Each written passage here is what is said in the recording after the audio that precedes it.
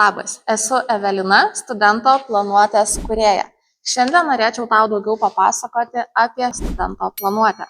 Kurdama šią planuotę norėjau parodyti, kad planavimas gali būti ne tik naudingas, bet ir lengvas. Pirmoje planuotės dalyje rasite metų žemėlapį ir kelsite metinius tikslus. Toliau rasite kiekvieno mėnesio projektus, žemėlapį, savaitės išdėstymą ir žinoma kiekvienos dienos prioritetus. Antroje dalyje rasite naudingus patarimus, mokymosi metodai, motyvacijos palaikymas ir žinoma rašto darbo planavimas. Naudodami studento planuotę mažiau atidėliosite. Darbus susiplanuosite ir juos atliksite laiku, tad mažiau chaoso, daugiau laisvo laiko. O ar minėjau, kad studento planuotėje yra integruotas QR kodas, kurį nuskaičius papulsite į tik jums skirtą puslapį, kuriame rasite naudingus patarimus, vaizdo medžiagą ir kitus dalykėlius, kurie tikrai pravers studijų metais.